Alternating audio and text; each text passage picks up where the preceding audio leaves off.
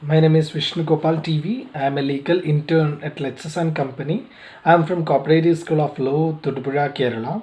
I am a third year student pursuing BBA LLB on. So today's topic for this video is doctrine of severability. So the purpose of this video is to speak about the doctrine of severability in a detailed manner. So as we know, doctrine of severability is otherwise known as the doctrine of separability. And here the doctrine of severability is important doctrine that has to be looked into.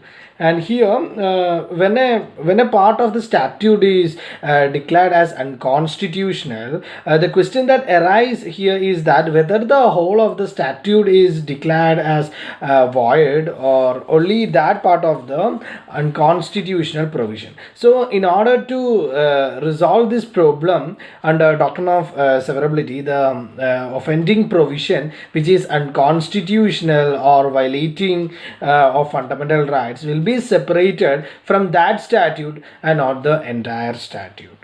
So here, therefore, in order to understand this concept of this doctrine of severability, there is a need to analyze and look into some of the important case laws to get more idea regarding this doctrine.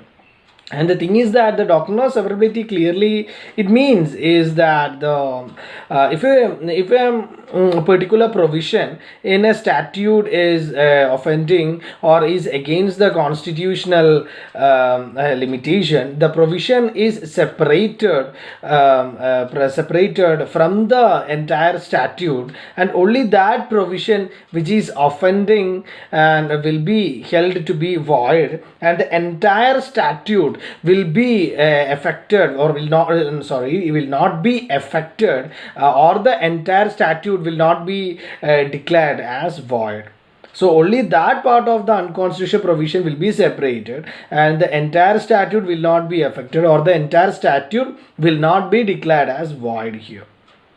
So in order to understand this concept of the doctrine of severability, or we have to look into some of the important case laws such as A.K. Gopalan versus State of Madras 1950s case, as well as Minerva Mills versus Union of India 1980s case, as well as RNDC versus Union of India. So first we can look into A.K. Gopalan versus State of Madras, which is a case in 1950, and here in this case the Supreme Court clearly declared that section 14 of the Preventive Detention Act 1950 is an ultra vires section, but here the Preventive Detention Act 1950 will remain unaffected. The omission of the section will not change the nature and structure of the subject of the legislation.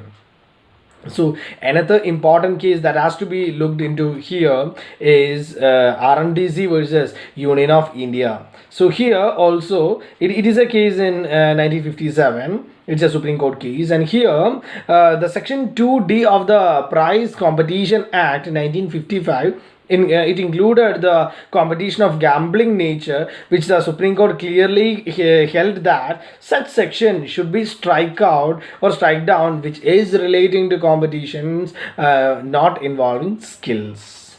So that's an important case that has to be looked into.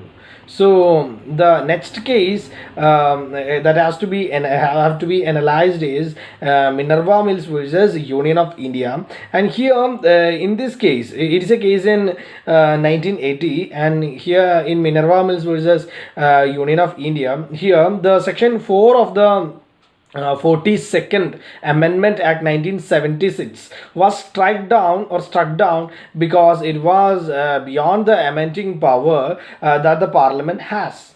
So here in this case the court also declared the rest of the act as valid. So these are the three important cases, that is A.K. Gopalan versus State of Madras, as well as RMDC versus Union of India, and as well as Minerva Mills versus Union of India. These are the important cases that has to be looked into under this article. So therefore it is clearly understood about the principle of doctrine of severability. We have analyzed the concept and some of the important case laws. So that's all about the topic. So you can like, subscribe and comment on my video, and do like and subscribe our YouTube channel Let's Click, and please give me a feedback regarding this video. And if you have any queries or questions relating to this video, you may please mention that question in the comment box. I will be replying as soon as possible. This video does not solicit any types of promotion or advertisement as per the guidelines of Bar Council of India, and the sole purpose of this video is for educational purposes only. So by saying these words, I'm concluding. Thank you.